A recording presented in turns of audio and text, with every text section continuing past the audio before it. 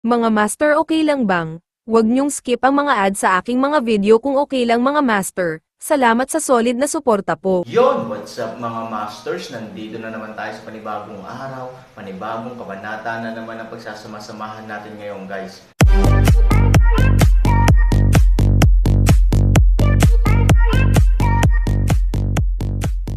Bali mga masters, kung bago ka pa lang po sa aking YouTube channel, please click the subscribe button, lalong-lalo na po yung notification bell guys, para maging connected pa rin tayo sa isa't isa at maging updated kayo sa mga susunod ko pang video. Bali mga masters, bago natin umpisahan ng kwento ay mag-shoutout po muna tayo para sa mga solid nating tagapakinig. Shoutout kay Ronald Rodriguez, shoutout kay RB Tuya. Yun na nga mga masters, no? Bali hindi na ito patagalin. In 3, 2, 1, let's go! Pagkatapos magutos kay Xiao Tao at Ivory, tinungo ni Han Sanchen ang pagbubukas ng bahay na gawa sa pawid. Ang desisyon ni Han Sanchen ay talagang batay sa pagsasaalang-alang sa kasalukuyang sitwasyon, ngunit sa kabilang banda, hindi naman matigas ang ulo ni Han Sanchen. Sa kabaligtaran, siya ay gumagawa ng isang napaka-bold na pagtatangka, isa na nagpaparamdam sa kanya ng panginginig sa kanyang gulugad. Alam na alam niya na kapag nabigo siya, baka madurog siya, hindi, upang maging tumpak, siya ay dapat naganap na maging isang kriminal sa kasaysayan mula ngayon.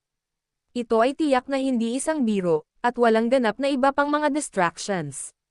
Ito ay isang mahirap na katotohanan. Sa oras na iyon, ang Han Sanchen ay malamang na maging isang kutsilyo sa mga kamay ng iba, na ginagamit ng iba upang walang awang umani ng mga inosenteng buhay sa mundo. Pero alam na alam din ni Han Sanchen na wala siyang ibang choice, parang ito lang ang kaya niya. Tsaka, may isa pang bagay na makakasuporta kay Han Sanchen para mag-take ng ganitong risk, which is actually what Pang Uak said at the beginning.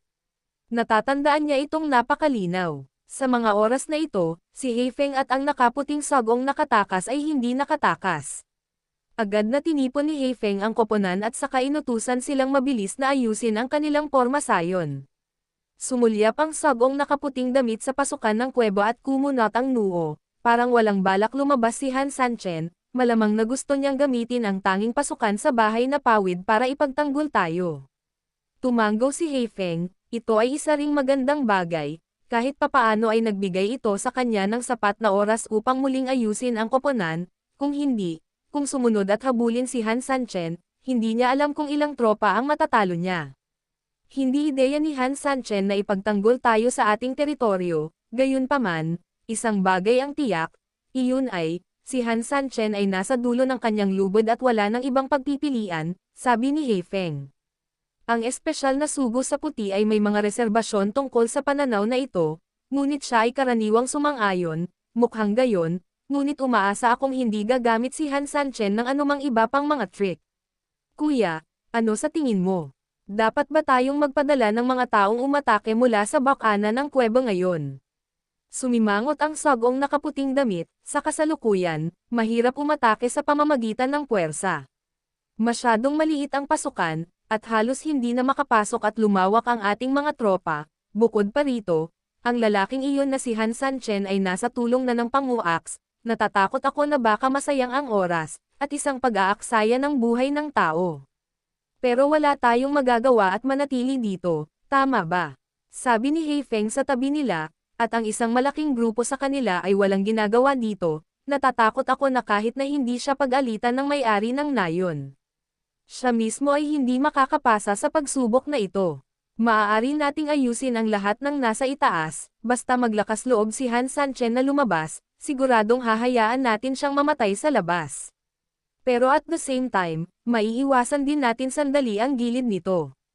Tumanggo si Heifeng, hindi imposible iyon, ngunit hindi ito uubusin ng 3,000, ang ibig kong sabihin ay kailangan pa nating magpadala ng mga tao para umatake, gayunpaman, ang bilang ng mga tao ay maaaring mabawasan hanggat maaari upang maiwasan ang labis na casualty. Tumanggo ang sagong nakaputing damit at sinabing, sige, humanap ka ng grupo ng death squad para salakayin si Han Sanchen ng walang gulo, gagawin natin siyang mental breakdown. Tsaka, may suggestion ako. Kuya, sabihin mo sa akin. Ang pangunahing puwersa ay nananatili sa parehong pormasayon, hayaan ang may-ari ng nayon na magpadala ng ilang mga tagapaglingkod at maghukay tayo ng lupa. Gusto mo bang hukayin ng diretso si Han Sanchen? Naintindihan agad ni Heifeng ang ibig niyang sabihin. Ang mga lagusan ay ang tanging hadlang na pumipigil sa kanila sa pagdeploy ng kanilang pagbuo, kung aalisin ang mga tunnel na ito, hindi naiiral ang balakid na ito. Sa sandaling ma-hollow out, ang Han Sanchen ay ganap na malalantad sa lahat, at maaari pa rin nilang harapin ang Han Sanchen tulad ng dati. Kahit na naramdaman ito ni Han Sanchen, siya mismo ay sinubukang maghukay pababa, ngunit paano makakahukay ang isang tao ng kasing bilis ng isang grupo ng mga tao? Ano ang pakiramdam mo? Nag-isip sandali si Heifeng at sumang-ayon sa opinyong ito. Una, okay naman talaga ang pamamaraang ito, at pangalawa, at least may ginagawa ang mga nasasakupan niya at ang sarili niya, imbes na maupo lang sila ng walang ginagawa. Sa ganitong paraan, kahit ituloy ng may-ari ng nayon ang kaso, hindi niya ito mapapanagot. Sa pag-iisip nito, nagpadala si Heifeng ng isang tao upang agad na magpadala ng mensahe sa may-ari ng nayon. Natarante rin ang may-ari ng nayon noong una niyang natanggap ang balita, pero hindi niya napigil ang matawa. Master, bakit ka tumatawa? I'm laughing. We were originally having a good siege, but now we're playing whack-a-mole, sabi ng may-ari. Ang sabi ng nasasakupan, kung gayon kailangan ba nating magpadala ng taong maghukay ng lupa? Bagamat sa tingin ko ay hindi tanga si Han Sanchen para itali ang kanyang sarili, ito ay isang katotohanan na palagi niyang itinatago ang kanyang sarili sa isang patay na lugar, sa makatuwid, maaari naming makipaglaro sa kanya kung ano ang gusto niya at tingnan kung anong uri ng gamot ang kanyang ibinebenta sa kanyang lang. Oo, may-ari ng village. Aabisuhan ko ang manpower para pumunta para sumuporta mamaya. Nasaan si Baihu at ang iba? Nakaalis na. I have already dealt with them. This battle is still focused on our famous stores. They can only keep the bottom line. After all, I don't want to give up Han Sangqian's credit to anyone. I want to take the lead. Gang, isa pang bagay ang gusto kong patunayan, iyon ay, hindi ako mas masahol pa sa Han Sanchen. Makapangyarihan ako kaysa sa Han Sanchen. Ang mga nasasakupan ay nagmamadaling lumuhad at nagsabi, napakakapangyarihan ng amo ng nayon, paano siya maihahambing kay Han Sanchen? Kaunti lang ang swerte ni Han Sanchen. Bagamat masyadong minamaliit ng iyong mga salita si Han Sanchen at nakakataas sa akin, ito ay kaaya-aya pa rin sa aking pandinig, ngumiti ng mahina ang may-ari ng nayon, lumakad ka at gawin mo ang trabaho. Sana maging mas mahirap labanan ang laban na ito, ngunit ang hindi maiiwasang resulta ay dapat na masiyahan sa akin, naiintindihan mo ba? Oo, ang aking nasasakupan ay narito upang magayos. Pagkasabi nito, ang mga nasasakupan ay umatras.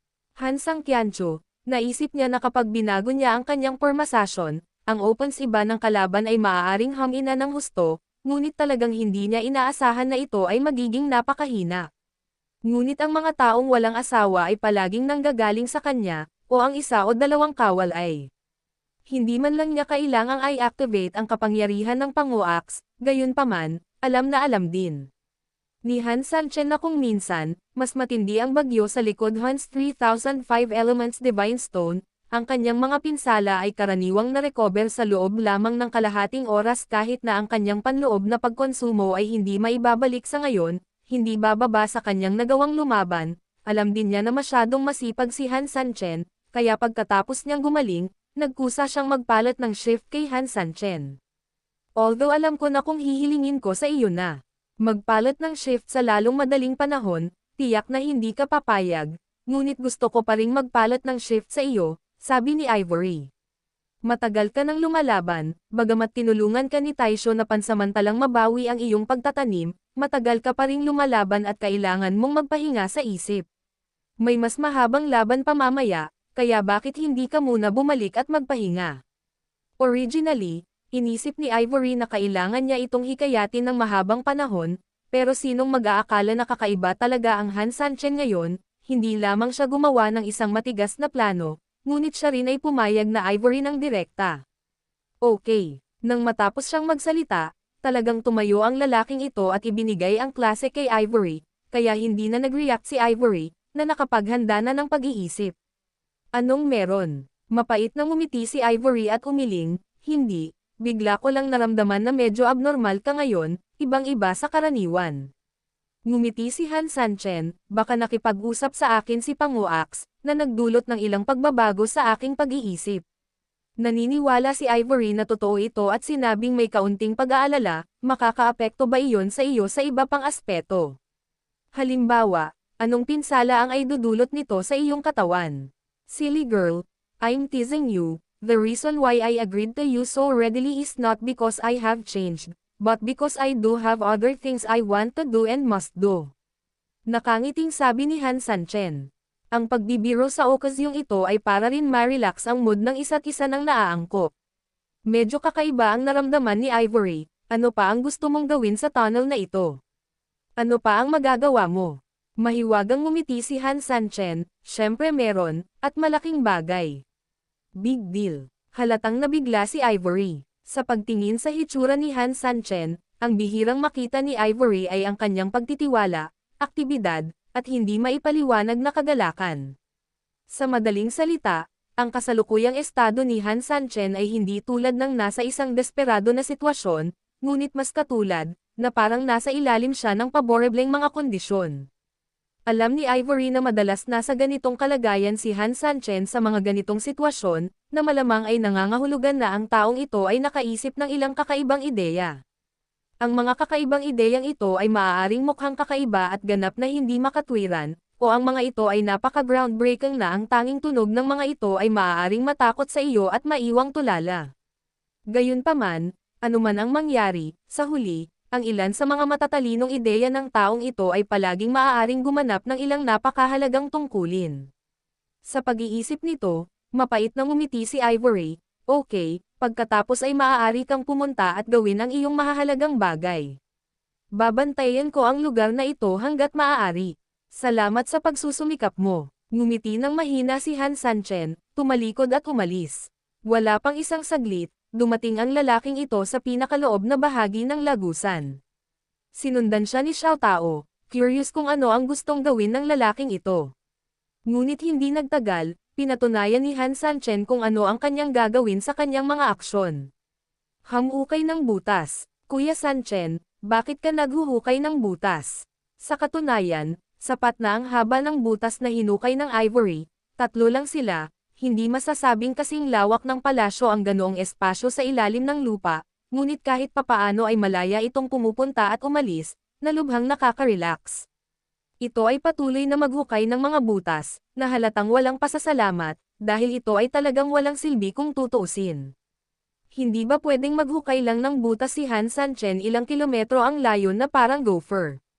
That's not right, napakalakas ng cultivation ni Kuya Sanchen, kung gusto niyang gamitin ang totoong lakas niya para magbutas, mas makapangyarihan lang siya kay Ate Ivory, so, parang walang kwenta ang ilang kilometro, pero may silbi ba? Napakalawak ng wit sky na ito, lalo pa ang paghuhukay ng mga lagusan, kahit na pinapayagan kang maglakad ng hayag sa lupa, hindi ko alam kung gaano katagal bago makaalis dito. Sa makatuwid, sa pananaw ng Xiao Tao, ang pag-uugali na ito ay talagang mukhang nasayang na pagsisikap.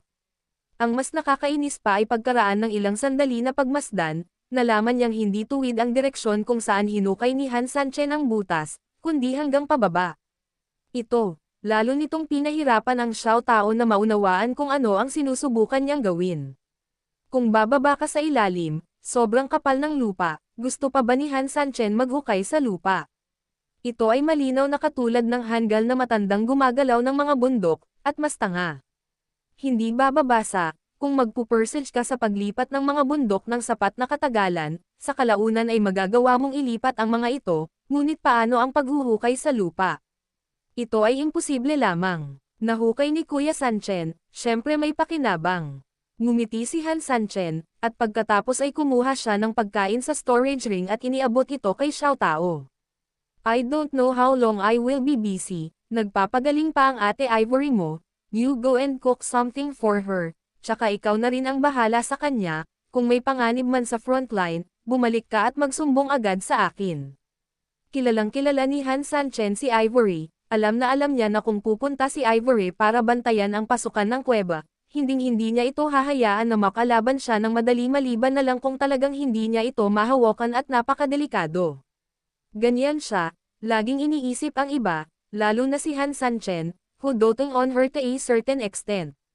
Kaya naman, habang hinahayaan si Xiao Tao na alagaan siya, binantayan din niya ito, kung mayroon mang sitwasyon, magkakaroon ng oras si Han Sanchen para suportahan siya. Napakamasunurin ni Xiao Tao, nagtrabaho siya noon sa kusina sa Wushu Sect, kaya natural na pamilyar siya sa paggawa ng mga bagay. Kinuha ang pagkain na ibinigay ni Han Sanchen, mabilis na nakahanap si Xiao Tao ng medyo bukas na lugar, nagsindi ng apoy at nagsimulang magluto.